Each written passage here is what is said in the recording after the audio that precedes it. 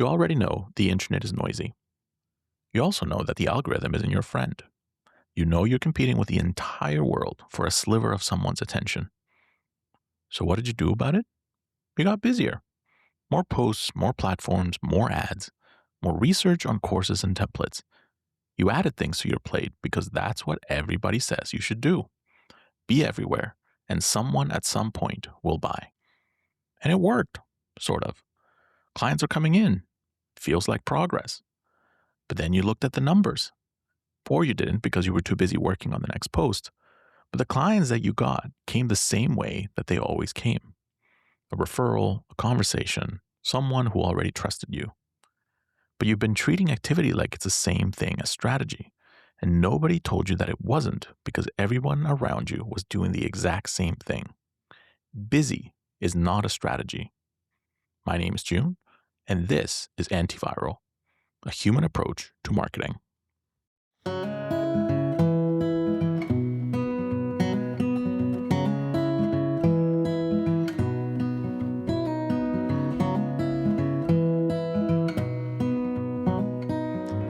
right, welcome everybody to another episode of Antiviral. And in this episode, I want to concentrate on talking about strategy. I'm going to do an entire episode on strategy today. And I think it's one of the most underutilized tools, if you will, that business owners don't do. Usually, most people focus on tactics. They focus on, the platforms, Google Ads. What is it that I should be doing? The actionable things. And not as many people think of strategy as the right thing to focus on at any point in time in their marketing. And I think it's a very powerful tool that can actually help you make better decisions, because that's essentially what it is. And I think a lot of people think of strategy as this very enigmatic, like, sort of thing, this very woo-woo thing. um, that it's hard to understand exactly what it is because it's not a tactic, right? So hopefully in this episode, I can help you explain what it is and how I think about strategy and the things that I do around strategy that can potentially help you understand your marketing in a much better way and help you make those decisions that you've probably always been uh, fixated upon that you couldn't fix, right? That's the hope anyway. So the way that I like to explain strategy is as context. Strategy to me is context. And if you think about this, think of your favorite TV show or think of your whatever movie that you've thought of that has a cold open, meaning it starts in the middle, right? Whether it's a sword fight or whether it's, I think of Batman, The Dark Knight, if you haven't seen it, but it starts with a bank heist, right? And it just kind of starts you off and you're trying to puzzle things together and you're essentially lost, right? But as the TV show or as the movie kind of goes along, you start realizing, or they start giving you these pieces of information as the reason why they are fighting or the reason why this is happening. And then you're like, oh, I get it. And so the next thing that you see starts making sense. And sometimes you can sort of start realizing, okay, so the, you know, storyline will somehow end up this way because you have the enough context to be able to make the next decision or to be able to understand what the most logical decision is in the next thing. And that's essentially how strategy should work, is to be able to give you the enough knowledge to know what is the next step to take. That's why I call it context. And to the point of the opening for this episode, I think a lot of people, when they start with their idea of planning for their marketing, a lot of people confuse planning with strategy, but strategy is the thing that sits on top of planning, if you will. Plans are the tactical portion of strategy because you should already know what are the steps that you need to take by the time that you go into planning. Planning is essentially scheduling who does what, what happens where, that sort of thing. That is not the same thing as strategy. Strategy is the thing that comes before it. So when people go to sit down with their marketing and try to figure out what it is, they usually have no idea where to go, right? There are so many options, so many things that you could do. As I mentioned in the last episode, that it gets very overwhelming.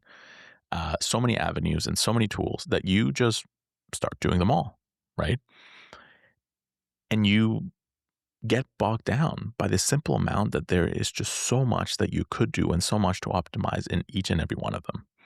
And more often than not, time becomes the single largest bottleneck on any business.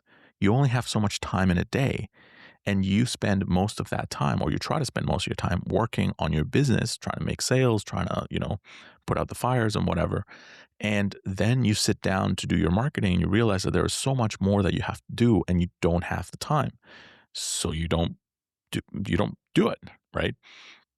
Or you go the other way and you try to make everything your marketing. You focus on your marketing and you do every single thing everybody has ever told you you should do, or everything that you've seen on YouTube that you should be doing, and you do too much of it.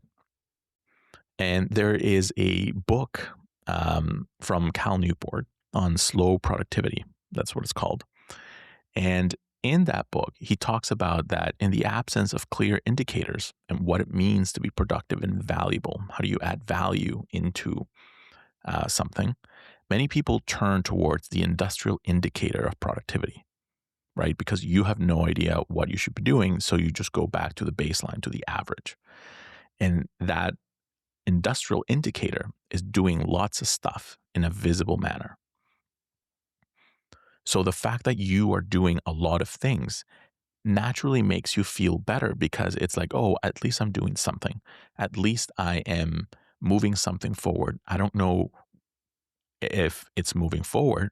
And even if it is, I don't know where it's going, but at least I am working on something. And that something feels like progress. But that's not how it works. That's not, good enough. You could be moving sideways and you wouldn't know. So most people end up piling a lot of stuff, right? And never ask the question that is actually meant to be answered by strategy, which is this worth doing? Or what is worth doing? Across everything that's happening, you want to be able to answer this question, but that's a very hard question to answer. So it's easier to just do something and then hope for the best. And what ends up is essentially what the internet noise we have nowadays. This is what caused it, right? Everybody is loud and is active, and they all have no idea what they're aiming at with their activity, where this is happening or why this is happening, where their marketing growth, quote unquote, is going towards, all the effort that they're putting towards. Where is it going? I don't know. Nobody knows. And you get a lot of these half-baked campaigns or half-baked posts and, mixed information and all these kinds of things.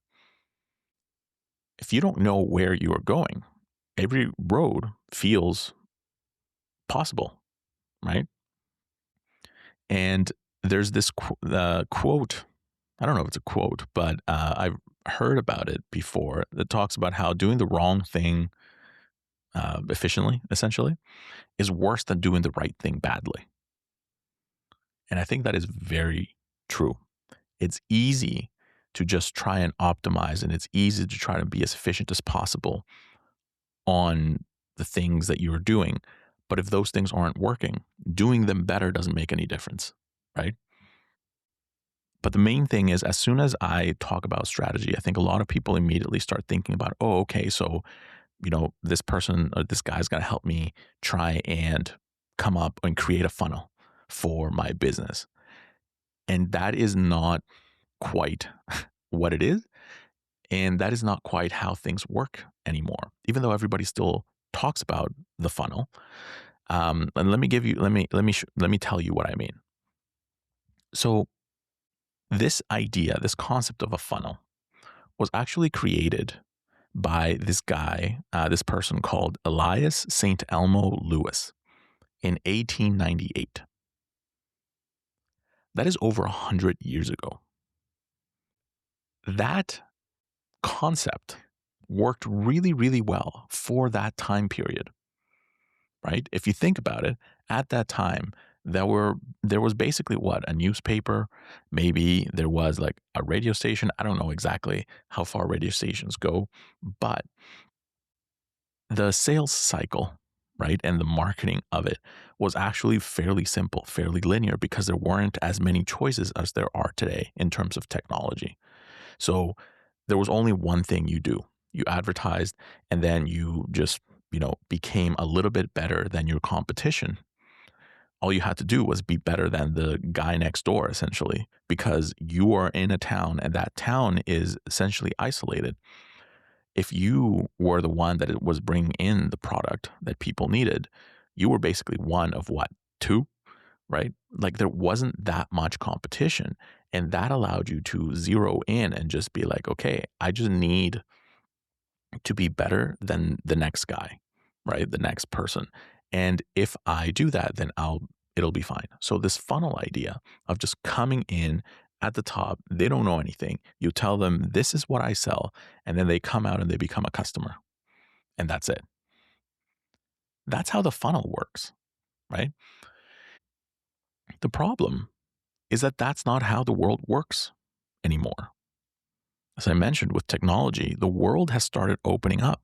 Now, our competition is essentially the entire world.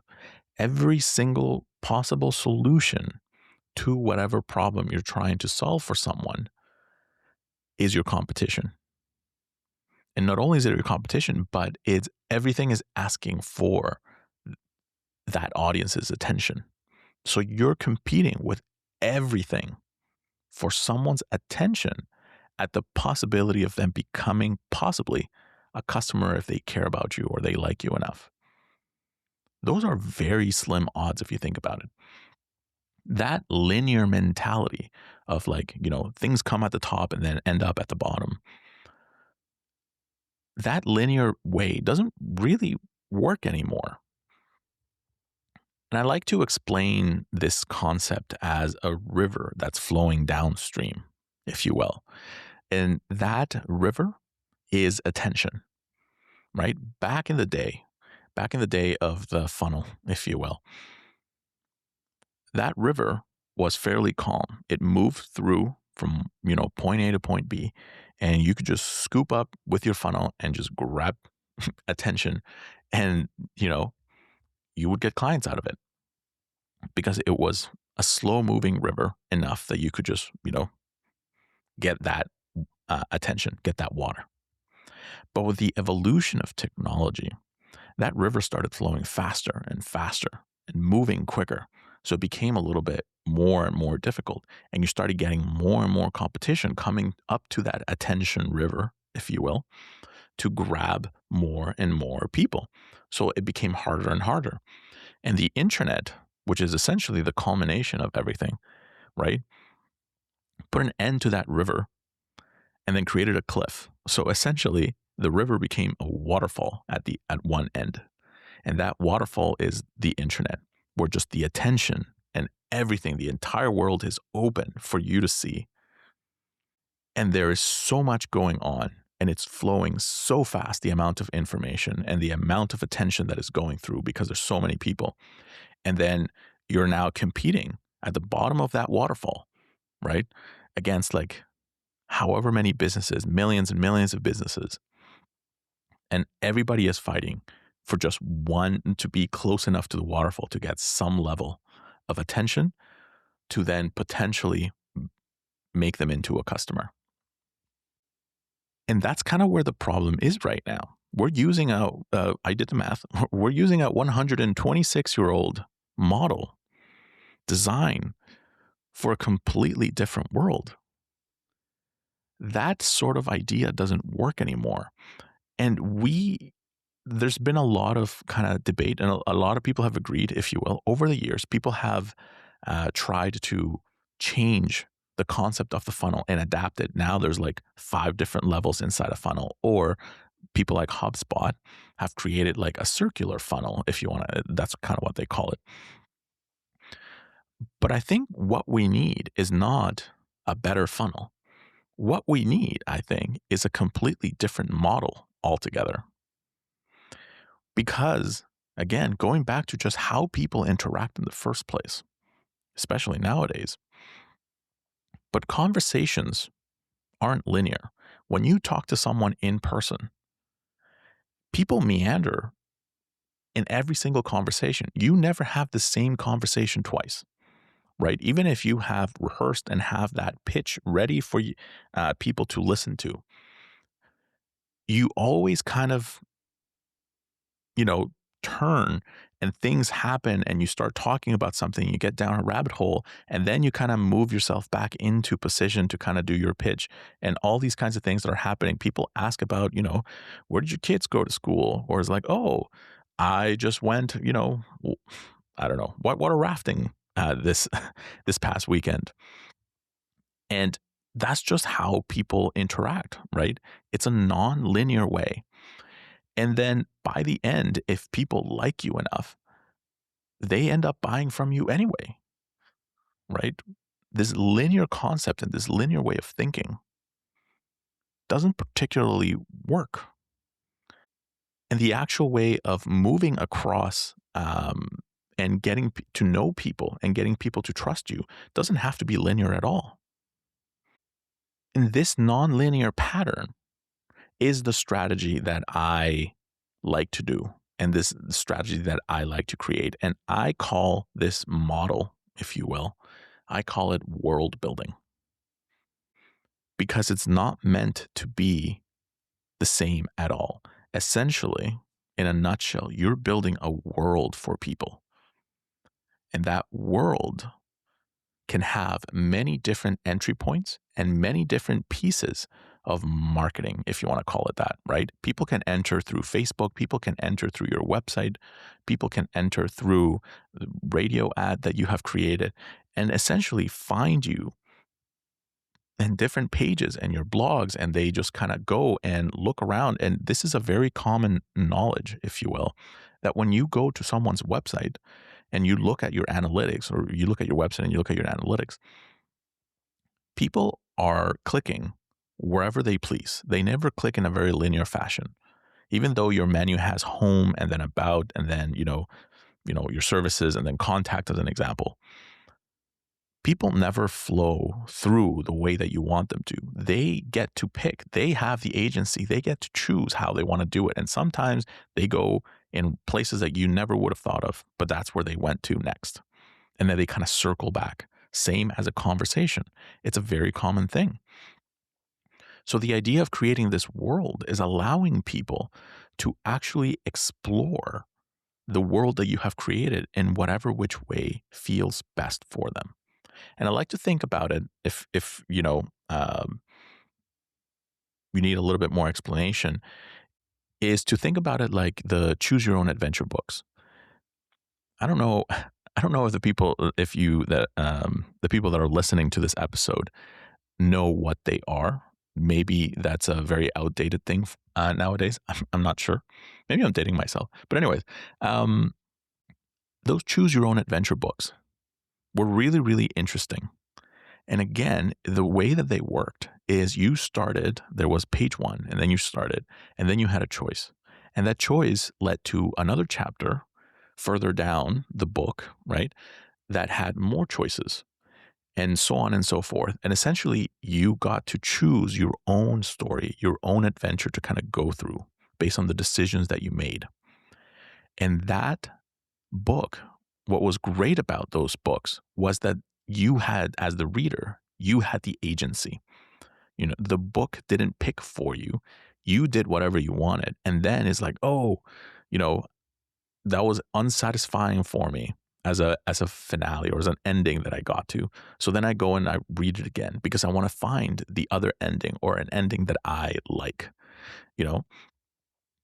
And that is essentially, in a nutshell, how world building works as well, is you are creating a bunch of different things through your different areas. We talked about the starting points, but then once they get into, let's say, your website, they can go to your blog, they can go to your About Us, they can go to anywhere that they like, your email, anywhere that they like.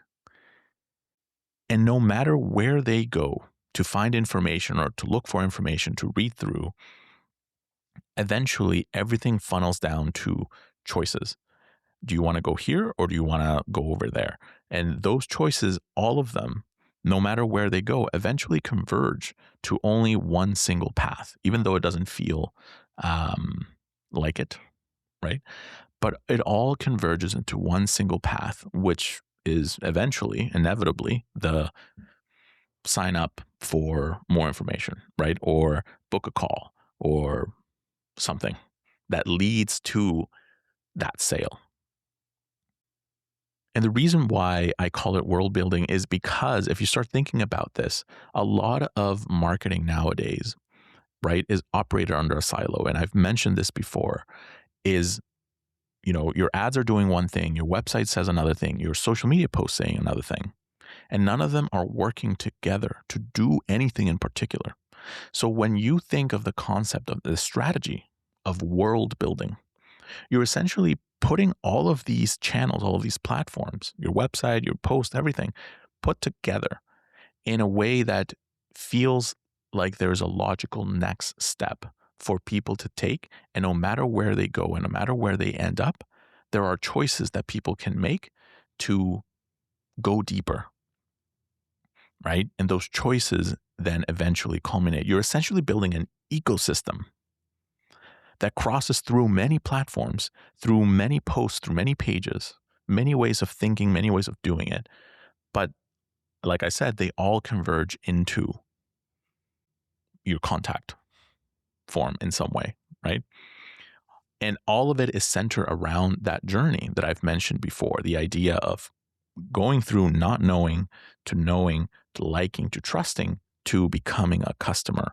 That journey, right, can happen anywhere that they like, whether they watch a video from you and that's how they start, or they read a blog from you and that's how they start. That all needs to kind of converge and end into all these different pieces. That's the work of marketing, is to navigate, have people navigate all the different pieces of that journey so that they feel like they are convincing themselves, if you want to call it that, right? And to go through the next logical step, which is like, well, I have done everything. I have read through everything. This person seems like the right person for me. So the next logical thing is, well, I'm just going to go and give them a call. Your audience is the one with the agency. And so many people have talked about how, in the old days of marketing, the business was the one that had the power, right? You advertise on TV, you advertise on the radio and whatever, and people would just flock to you. And it was easy. The business had the power, essentially. I tell you that this is the right thing, and nobody would balk at that information. Everybody would trust that this was real, or this was true, or this was possible. It was simpler times back then, if you want to call it that. And now, as we move along and technology has like opened our eyes and opened us to so much paranoia for information, now the agency has reversed. Now the audience is the one in control. I get to choose what I do with my attention. You are not in control as the business owner. You're asking for my attention, but I don't have to give it to you unless I want to. And that concept is what I bring into the strategy, because this world building, this choose your own adventure sort of scenario allows people to have that agency. They're the ones that are choosing every single step of the way to get closer and closer to knowing you, to liking you, to trusting you. They're the ones that are choosing. And when they get to the end of that world, they become citizens of your world, i.e., clients, because that's the next logical step. And what's funny is that this concept and this way of thinking, to me, at the very least, makes a lot of sense. right? To me, it's just this is natural. This is just kind of flowing with what people are meant to be doing and what people do naturally. But a lot of people don't think about it from the audience perspective. A lot of people think of marketing and think of their business from a very first person perspective, right? As the business owner, I need people to do this. I need my marketing to do this, and not from the other side of like, what is it that the other side wants? What is it that they would care about learning or knowing more to bring them to the different, levels of that journey? And because they never think about that, they also never think about their audience as a community. See, I think of people I think the main reason for people's existence is to form community in some form of way. Because I have things that I like. I have hobbies. I have things that I enjoy. I like going to theater. I like, watching movies. I like watching anime. I like, these types of things. And then I tend to befriend people that have similar hobbies, right? Or that have the same things that I do. If you like anime and I like anime, well then we can be friends together because we have something in common. We have something we can talk about, right? And then we go and join other groups of people that we can talk about, and then friendship happens. It's the same with any hobby. It's the same with any business. Business to me is essentially a community building effort because everybody in the audience that you're trying to attract has the same exact problem and looking for a specific type of solution that works for them. Whether you are selling a product or selling a service, people have an issue that they want dealt with, right? People are feeling something that they want to change, and you're the one that is helping them through that. You're one of the possibilities that they're helping you through that. And they get to choose, that audience gets to choose if you are right for them. And when you are right for them, you're essentially doing the exact same thing as building community because these people have something in common. If you put your clients in a room together, chances are a lot of them would get along because they have something in common. And that something in common is not only the problem that they have that, you have solved, but it's you as well. You have a certain level of values. You have a certain level, a style of doing things. You have a certain way of explaining things.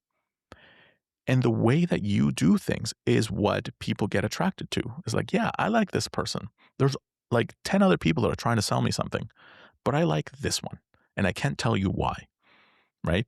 Chances are a lot of these people that have become your clients have a very similar value set as you because it resonates, right? Naturally, whether you think about it or it's become subconscious, it resonates. And the problem that you're solving also resonates with them because you're solving them in a way that they care about. So they are connected. And your job as the marketer, if you will, is to think about this community and how to build that community and make it more robust and make it stronger because they're the ones that are going to give you the referrals. They're the ones that are going to keep coming back.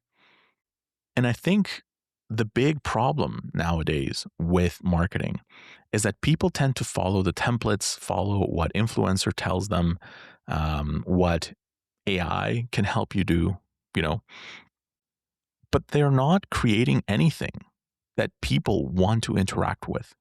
They're creating essentially the quote unquote funnel that tries to catch people but not invite them in, not building community with them. You're essentially just trying to, create a way for them to just zip by as quickly as possible with their wallets open so you can just grab as they go along and then go to the next one, right? You're building that assembly line instead of building a community.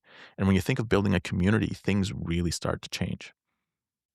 Another thing that I usually like to say when it comes to strategy is that a lot of people aren't ready to buy right now, even if they are the perfect audience for you. Because think about the way that you buy things as well. There are different stages at which you buy things. When you are just searching for something, you're searching for a solution because you have a problem, but it's not a big enough problem. You're just trying to figure out what's happening. So you're in like research mode, right? And at some point, it becomes a bigger problem, and then you start worrying about it. There's a statistics, I forget exactly where I found it. I should look up the things that I'm trying to say. But there's a statistic that 15% of an audience, of the market, whatever industry you're in, but there's 15% are at any point in time ready to buy right now. When you are creating the funnel, the assembly line, if you will, you are targeting essentially 15% of the market of people, right? The rest, the 85% of the people, are in different stages of their selling. They will eventually buy, and they usually buy within the next 2 years, sort of thing. But you are leaving a lot of people by just trying to get money as quickly as possible instead of building community, if you will. Right? Most people don't have a big enough problem that they have to deal with it right now. It's something they have to deal with eventually, but not right now. They're not ready right now. But when they're ready, you want them to choose you. And that is that relationship building effort that takes time and takes energy and takes trust, so that when they are ready, you're the first person they call. So creating the busy work of, for your marketing, just simply for the sake of doing marketing, is not the right way. Creating a world so that your marketing has a reason to exist. It has a reason to attract a certain group of people, regardless of where they sit in their decision. That is the right context. And that is marketing strategy. When I was talking about before how people confuse business strategy with marketing strategy, a lot of people think of business strategy, right, with a SWOT analysis and the gap analysis and all these kinds of things. That is fine. That's perfectly fine. That is for a different level of understanding, right, for your business specifically. When you think about marketing strategy, think about, how do I get people ready and build that relationship? How do I build that community so that they become my clients? That is the portion of strategy that business strategy doesn't touch. Marketing strategy is exclusively around, how do I do the next right thing and use the channels and use everything in conjunction together to build better clients, to build more clients, to grow, right? By building that foundation that allows me to create clients for a long time. That is the right context.